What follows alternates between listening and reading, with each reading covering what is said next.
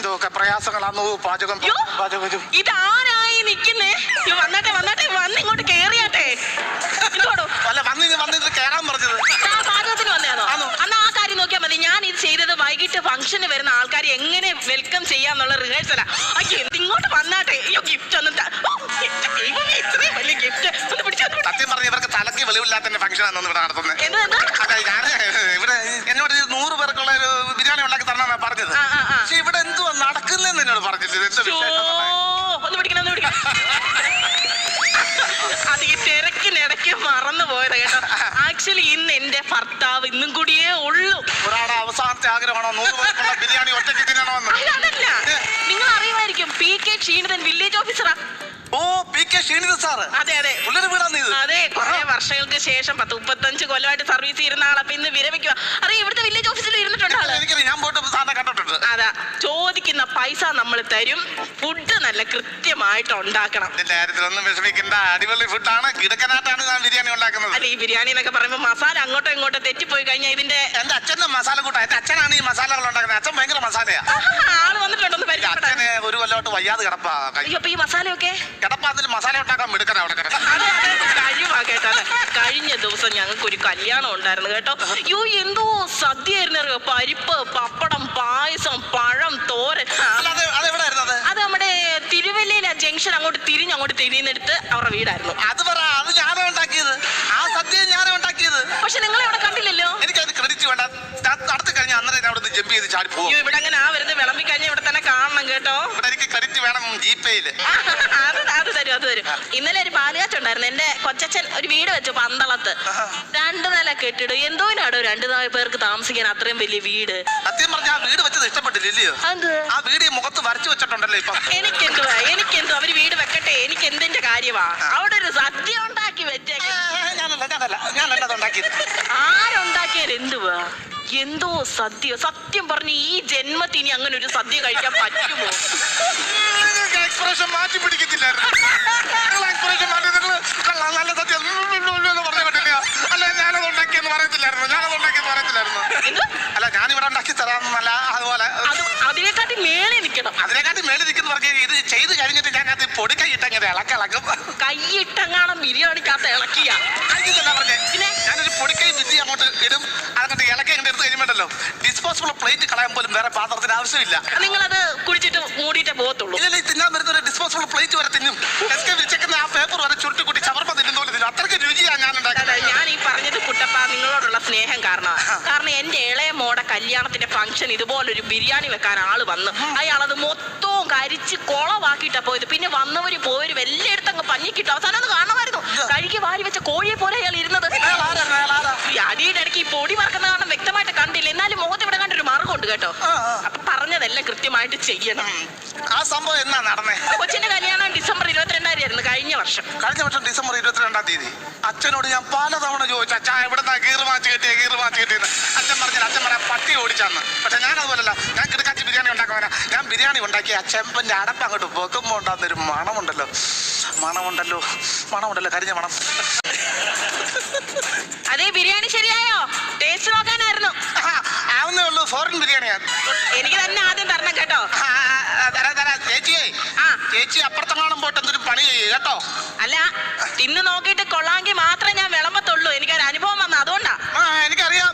മരുന്നെല്ലാം നിന്ന് വരുമ്പോ നിങ്ങൾക്ക് കിട്ടാത്തതിന്റെ കുശുമ്പില്ലേ അത്? അതുകൊണ്ടൊന്നും അല്ലെന്ന്. നല്ല ആണോ ഇല്ലയോ നോക്കിയിട്ട് ഞാൻ വിളമ്പത്തുള്ളൂ. ഞാൻ ശ്രദ്ധിച്ച ഒരു കാര്യം ചെയ്തോണ്ടിരിക്കുന്ന എന്നെ ശല്യം ചെയ്തേ.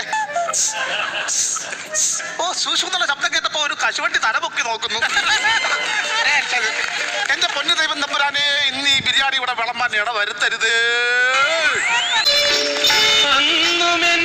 അങ്ങനെ 35 വർഷത്തെ സുത്യർഹമായ ഔദ്യോഗിക ജീവിതത്തിന് ശേഷം പറഞ്ഞൊപ്പിച്ചു ഈ PK ക്ഷീണിതൻ ഇന്ന് സർവീസിൽ നിന്നും വിരമിച്ചിരിക്കുകയാണ്. ഒറ്റ വിഷമമുള്ളൂ എനിക്ക്. ആ തുരുമ്പ് പിടിച്ച ബൊലോറയിൽ എനിക്ക് കയറാൻ പറ്റത്തില്ലല്ലോ എന്നുള്ളൊരു വിഷമം. അച്ചാരിയിരിക്കുന്ന പ്ലാസ്റ്റിക് കസേരയുടെ ആ വിടവിന് വെറൈറ്റി ഇങ്ങനെ കളിക്കാൻ പറ്റത്തില്ലല്ലോ എന്നുള്ള വിഷമം. പോട്ടെ, ഇനിയുള്ള കാലം ഭാര്യയുടെ മക്കളെയും കൂടെ സുഖമായിട്ടിരിക്കാം. സുശീലേ അയ്യോ, ഞാൻ എന്താ ഈ കാണുന്നത്? എനിക്കിത് കാണാൻ വയ്യ. എന്നെ കാട്ടി വിഷമോ എന്റെ ഭാര്യക്ക്? ഞാൻ എങ്ങനെ വിഷമിക്കാതിരിക്കും? നീ വിഷമിക്കണ്ട. ഇനിയുള്ള എന്നോടൊപ്പം വേറെ പെണ്ണും കൂടല്ലേ എവിടെ കൊണ്ടുപോയി എവിടെ കൊണ്ടുപോയി നിങ്ങൾ എന്താ പറഞ്ഞിട്ട് ഇവിടുന്ന് പോയത് അവസാനമായിട്ട് ട്രെയിൻ ഇട്ടിട്ട് വരാന്ന് പറഞ്ഞു പോയത് നിങ്ങൾ എവിടെ നിൽക്കോടി കയറി പാടി ഇങ്ങോട്ട് പാടി ഇങ്ങോട്ട് അവിടെ ഞാൻ വെറുതെ വിടത്തില്ലടി ഇവിടെ മുറ്റം തൂക്കുന്ന ചൂലുണ്ട് മുട്ടൂത്തുന്ന കമ്പുണ്ട് ചപ്പാത്തി പറത്തുന്ന പലകയുണ്ടടി പുതിയ ഇൻഡക്ഷൻ കുക്കർ ഉണ്ടെന്ന് പറ. ആ പുതിയ ഇൻഡക്ഷൻ കുക്കർ ഞാൻ കാണിച്ചു തരാടി അടുത്ത ആഴ്ച നമ്മള് പുതിയ കാറ് വാങ്ങിക്കുന്നു. അടുത്ത ആഴ്ച എന്തുവാ നീ ആരണ്ടോട് പൊങ്ങച്ചം പറയല്ലേ? പൊങ്ങച്ചം പറഞ്ഞൊന്നുമല്ല പിന്നെ നിങ്ങൾ കെട്ടിക്കൊണ്ട് വന്നില്ലേ അവളെ ഇവിടെ കണ്ട് ഒളിപ്പിച്ച് നിർത്തിയേക്കോല്ലയോ അവളോട് ഞാൻ പറഞ്ഞതാ ഞാൻ കെട്ടിക്കൊണ്ട് വന്നു. ആര് പറഞ്ഞു നിന്നോട്? മാലയെ പൊക്കെ ഇത് കെട്ടിയ ഒരു കല്യാണത്തിന്റെ മാലയാണോ ഇത്? പിന്നെന്തോ ഇത് എന്റെ പൊന്നു മോളെ, ഇന്ന് എന്റെ ഫംഗ്ഷൻ അല്ലായിരുന്നോ? എന്തോ ഇന്ന് എന്റെ ഓഫീസിലെ ഫംഗ്ഷൻ അല്ലായിരുന്നോ? റിട്ടയർമെന്റ് ഫംഗ്ഷൻ അതാ താളത്തിൽ അങ്ങ് പൊക്കി. അപ്പൊ എന്റെ സഹപ്രവർത്തകര് ആദരസൂചകമായിട്ട് എനിക്കിട്ട മാലം പൊക്കിയത് ഞാൻ വിശ്വസിക്കത്തില്ല. ആണെന്ന് സത്യമായിട്ട്. മാലയെ പൊക്കെ ഇടുവോ? വേറെ സംഭവം ഉണ്ട്. എന്തുവാ? തുണിയിട്ട് മാമന്റെ തന്നായിരുന്നു. അപ്പൊ ഇതുവരെ തുണിയില്ലാതെ മാമൻ നടക്കുമായിരുന്നോ? വിവരം കെട്ടവളെ എന്തോ ഒരു സുധാരൻ മാമന്റെ ആണോ? അല്ലെന്നു മാമന്റെ തന്നു. മാമന്റെ അല്ല മൊമന്റോ. ഈ സംഭവം തന്നു. എങ്ങനെ ഉണ്ടായിരുന്നു മീറ്റിംഗ് ഒക്കെ? ഒന്നും പറയണ്ടേ, വില്ലേജ് ഓഫീസിന്റെ പടി ഇറങ്ങിയപ്പോ എന്റെ കണ്ണങ്ങ് നിറഞ്ഞു. തട്ടിയടിച്ച് വീണോ? എടി, എന്റെ ജീവനക്കാരൻ എന്തോ കരച്ചിലായിരുന്നറിയാമോ? ഓ ആണോ? തൂക്കാൻ വരുന്ന തുളസി വില്ലേജ് ഓഫീസിന്റെ മൂലയ്ക്ക് ചാരി നിൽക്കുക. ഇത് ചൂലിന് കൂട്ടിരിക്കത്തേ ഉള്ള അവളുടെ കാര്യം. കോരാൻ വരുന്ന കോമളും ആ മൊസൈക്ക് തറയെ കിടന്ന് മൊസൈക്ക് എണ്ണിക്കറിയ മാറിയാമോ? വാരാൻ വരുന്ന മനസ്സില ഭിത്തിയെ തലയിട്ട് അടിക്കുക. പല്ല് മിക്കവാറും തെറി വിളിക്കുവോളെ ഭിത്തിയിട്ട് കൊടുക്കുന്നതിന്. എനിക്ക് ഏറ്റവും വലിയ വിഷമം എന്താണെന്നറിയോ? എന്തുവാ? എന്റെ ഇടത്ത് സൈഡ് ഇരുന്നില്ലേ സൂസി, സൂസി അവിടെ കരച്ചിൽ കണ്ടപ്പോഴാണ് എനിക്ക് സഹിക്കാൻ വയ്യത്. കാരണം അവളെന്റെ സൊനോഗ്രാഫി ആയിരുന്നല്ലോ, ഇപ്പോഴല്ലേ ക്ലർക്ക് ആയതവള്. ഞാൻ പറഞ്ഞു കൊടുക്കും, പണ്ട് ടൈപ്പിങ്ങിന് ചെയ്യുമായിരുന്നു. സ്റ്റെനോഗ്രാഫർ. അത് തന്നെ, അതാണ് എനിക്ക് ഏറ്റവും വിഷമമായി പോയത്. അല്ല ഞാൻ ഒരു കാര്യം ചോദിക്കട്ടെ, നിങ്ങളുടെ ഓഫീസിൽ ആണുങ്ങളാരും ജീവനക്കാരായിട്ട് ഇല്ലയോ? 4 പേരുണ്ട്. അവന്മാര് നെഞ്ചത്താറായിട്ടും പാടും വെച്ച് സാധനം ചെയ്യാൻ വെള്ളത്തിലിരിക്കുന്ന പോലെ ഇങ്ങനെ ഇരിപ്പുണ്ട്. ഞാൻ അവന്മാരെ ഒന്നും മൈൻഡ് ചെയ്തില്ല, അവന്മാരെ എന്നെയും ചെയ്യത്തില്ല. അതങ്ങനെ ചില ആൾക്കാർ ഈ കോഴിത്തരം ഉള്ളവരോട് മിണ്ടത്തില്ല. അല്ല മറിച്ച് കളയുവോ?